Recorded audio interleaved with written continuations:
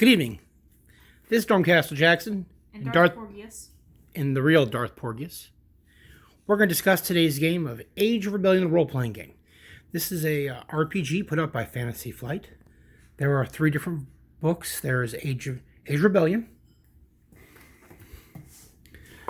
Force and Destiny, which is you're going to be your Force users, and the last one is, or I should say, the first one would be, is Edge of Empire. And Edge of Empire is your scum and villainy. Now, these are the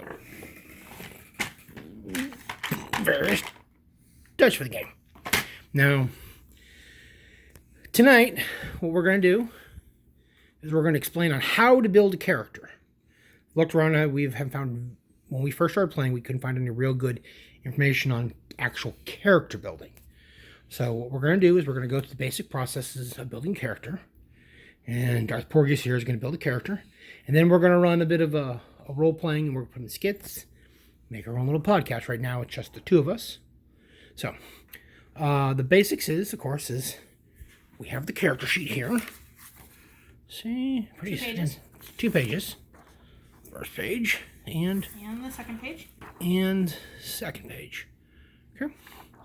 So, I run the game most time, so I am much more fluent in the character, in the actual running the rules. But I've built so many characters in this game that I probably could do this at a nice sleep. Yes, and Darth Porgius loves making up characters, so we're going to run some adventures with the character we're going to build tonight. So tonight we're going to use the Age of Rebellion. So we're going to building a rebel character, and we're going to start at the beginning, and we're going to open the book, and we're going to talk about character backgrounds. So we got the nice pretty book. This is not a review of the book. It's characters on the background. So generally the first thing you want to start with is a character concept, but I found that going through the steps of building a character, the concept generally comes to me at the same time. So the first step you have is determining your background. And there are 2 parts to determining your background. The first one is what your character's relationship is with the Empire. And in this case, my character was a comfortable beneficiary, because there's 3 example backgrounds in here, and I'm just using that one. But the comfortable beneficiary, their family was benefiting from the Empire in some way, whether they were a senator or whether they were just somebody who, under the new rules of the new Empire, benefited from it. And it's pretty straightforward. Okay. And then it's, how did you join the rebellion? Because there are a bunch of ways you join the rebellion. This character is accidentally a rebel. She was in the wrong place at the wrong time, and what do you know? Now she's a rebel. See? Rebel. Rebel shock. Look at that. Startled Pikachu face. Follow the startled Porgius face. Okay. There's no place to write that down on your character sheet, so you can scribble that on the back. You can just keep it in the back of your head. I have a separate set of notes right here, which I wrote a bunch of things down on, so that's where I'm keeping that. We have pre-decided. Darth Porgius already came up with the character concept, and this is about showing you what we have, and then putting on the character sheet, so it's not bogged down with about us 45 minutes of what do I build and how do I build? Yeah, what are we going to be this time? What are we going to be that time? So we have cheated a little bit, but otherwise, if you don't have a good idea, going to the book can take you a long time to figure out exactly what you want. And even if it's, I want to be somebody like Luke Skywalker minus the Force powers, that's a good starting place, because you can go, okay, I was not loyal to the Empire, I became a rebel by complete accident, I'm a hotshot pilot, well, not necessarily hotshot, but Luke was a very, very good pilot. Or Biggs. Or Wedge. Or Wedge. Or basically any other character, if you have a loose idea, even if you're basing off another Star Wars character, that's a good place to get going. Oh, and this character is not going to be Force sensitive, because we're going to save that for the Force and Destiny book. Yeah. Okay, so we've got the background. The next thing we have up is called determining duty. Okay, so duty is a bunch of different things. It looks very, very intimidating in this book, but what it is duty is a title and a narrative description. It's what do you do for the rebellion in some way, whether it's combative victories or tech procurement or finding support. It's basically, what do you do for the rebellion? but it's also numeric value. And if you want to zoom in on this chart right here, your starting duty is how much you have served the rebellion. So in return, how much the rebellion works back for you, because it's a two-way street. So. And you can spend duty points to gain extra starting perks. Okay, well, why don't we give me an example of the various duties that they have right now. Okay, so the various duties that are in this core book are combat victory, counterintelligence, regular intelligence, internal security, personnel, political support, recruiting, resource acquisition, sabotage, space superiority, tech procurement, and support. What you do normally is you take 2d10 and you assign them accordingly. Okay. Or you roll percentiles if you have fancy dancy percentiles, whatever works better for you. And then you would roll on the chart and it tells you what it is. Okay, and what did you get? I pre-rolled, and what I got was sabotage. So I'm going to go to the duty part on my character sheet. And where is the duty part of the character sheet? It's on the second page right here. It says duties right up here. Okay. So I'm going to write type. Type. Sabotage. Sabotage. And because this is going to be a 2-player party with me and my cousin, the magnitude is 20, and it decreases by 5 for every additional party member up to 6+, where everybody gets 5. What is the magnitude? The magnitude is basically... Keep it simple. Basically, the DM takes all the numbers of people. Mm-hmm. So, like, I would be 1 through 20. My cousin would be 21 through 40, and he rolls. Once again, 2d10 are percentile dice. Mm-hmm. And depending on the number he rolls, and depending on which character it is, tells us whose duty is being called upon by the rebellion today. Okay, so it'd be basically who the plot follows for the day. Okay. Unless there's an overarching story already, but again, that's kind of what the storyteller's part is you tell the story, we kind of just go along with it. Okay. So that's duty. Is there anything else really to say about duty, or are we ready? Duty can be very good, again, for getting yourself extra experience points at character creation or extra starting credits, which is what I'm going to be doing, because, let me tell you, this character is expensive. And when you get to 100 points of duty, you then, guys, get what? You get a benefit of some sort. Yes. Basically, when you fulfill your duty, you do so well, you get a reward.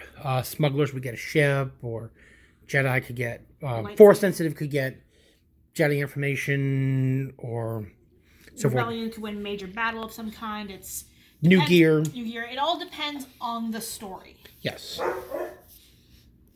And that's what our dogs have to say about the matter. Okay. So next, we come down to species. Okay. So there are multiple species that you can play from in this book. We have the Bothans, the Droids, the Duros, the Gran. Let me flip to the picture so we can actually see them. We have humans, we have Ithorians, Mon Calamari, and Solistans. Okay. So this is basically what you're going to look at when you look at the block. This is the...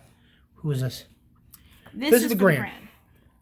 This set right here tells you what the base stats are. Okay. This tells you how much physical damage you can take, how much mental damage you can take, or how much you can exert yourself, how many experience points you get to spend when you start character creation, special abilities of whatever it might be, whether it's extra skills or whether it's...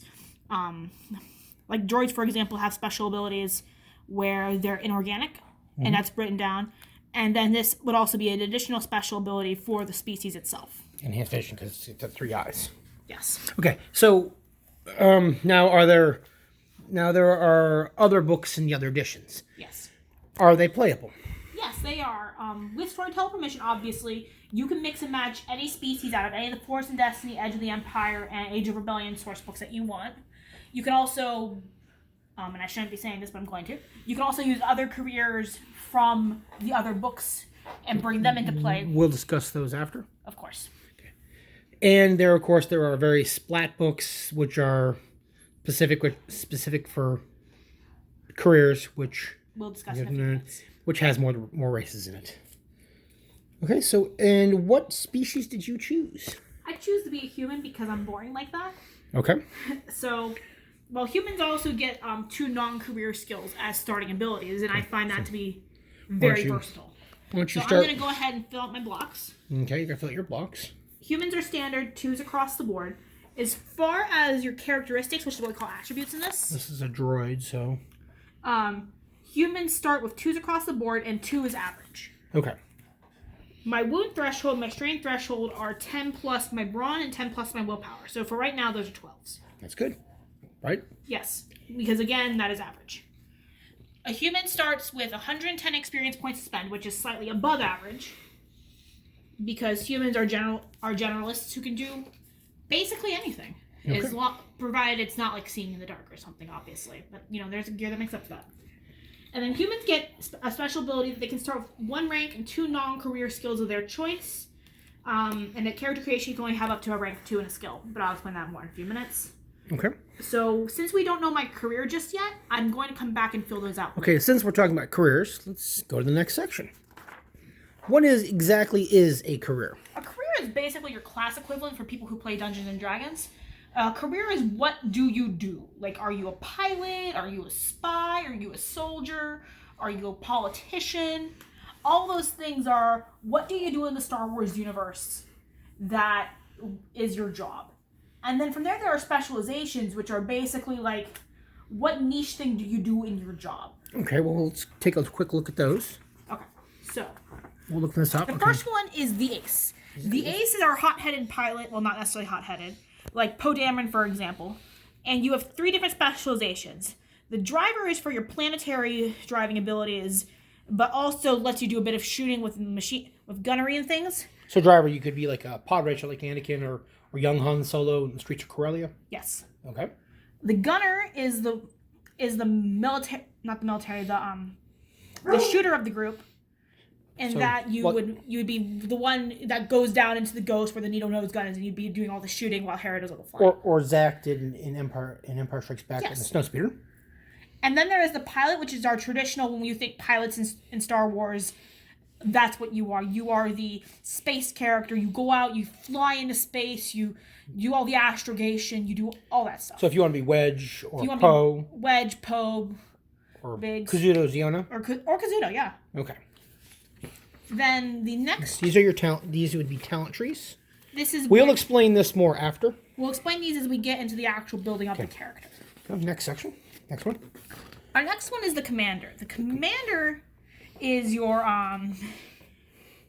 not your enlisted troop, but your what's the phrase I'm looking for? Officers. But your officers. And so what do we have here? We have the Commodore, which is Admiral Akbar. Admiral Akbar, you lead a fleet of some kind. Okay. There is a Squadron Leader, which is again more similar to Poe in that you lead a small group. There was the general in Rogue One who led the squadrons to Scarif. I can't think of his name. Can't think of his name right now either, but I know exactly who you're talking about. And then there is a tactician. The tacticians are the people who go out, they build the plans, they make the plans, and when the plans fall apart, they go and make a new plan. General Riken from Empire, General Dodonna. Mm-hmm. Okay. And then again, here are the various talent trees for those builds. Okay. Then we have the Diplomat. This is Padme, this is Leia. The Diplomat is kind of exactly what it sounds like, but then you have the specializations of the Diplomat, where the ambassador is a person who goes out and gains the support of the people, which is the most important resource the rebellion can have. And that would be Leia or Padme. Yes. Then there is the agitator, which are like the Bridger couple. They would go out and they speak out openly against the Empire, knowing the risks, but they want to rouse people to realize, hey, the Empire is kind of the big bad evil. We have to fight that, and we have to be vigilant against it. And, of course, Quartermaster, which I guess best example would be RA-7, the droid that the Rebels captured. The Imperial droid that the Rebels captured. Yes. And... again, the talent trees for that. The talent trees for that. And then, of course, there's the Engineer. The Engineer is straight up what it sounds like. You're building things, you're taking things apart, you're making things do whatever you need them to do. The Mechanic is the specialized making things go build, which it says right up here. Okay. The Saboteur is the one who takes apart things, sneaks in, makes the things not work the way they're supposed to. Cassian? No? Yeah. Sabine? More Sabine, yeah. Okay. And then there is a Scientist who is more about making new things, like especially with scientific resources like Bacta. That's what the Scientist does. Okay. Here are the talent trees for each of those. Okay. Then we have the Soldier, which is again kind of straightforward, what it sounds like. You have the Commando, who is a specialized target strike. You have the Medic, which is again what it sounds like, a soldier who is specialized in the medicine field, who can do a lot of combat medicine. And then you have the sharpshooter, who is your sniper, who is your take the shot. Okay, I see them. Okay. Which I think is a little more Cassian's fighting style now that I think of it, because he was going to take the shot on Galen Urso, but I could be wrong there. I mean, Well, I thought he was a spy. What's the last one we got here? well, there's two more actually. Oh, two more. I'm sorry. This is the spy. There we go. The spy. The spy also has 3 builds. There is the infiltrator, who does the sneaking in, getting all the stuff. Definitely a lot like the Imperial agent in the Swatter storyline. Okay. There is the scout, Which would be Cassian. yes, the scout is definitely Cassian. And then there's a slicer, who's our hacker, who goes in to find all the stuff. Okay. And then here are the talent trees. We have what's called a universal specialization. Oh. These are a little different than careers. They don't count as a career, but they give you extra bonuses from this talent tree, and they give you extra skills you can pick from. Okay. It costs more to play this because you have to buy this separately from your career. Okay. So, As a bonus, you could take and also be a recruit. yes. Okay, so I'm going to stop this right here at the end of this will be part 1. And we'll pick up again in a minute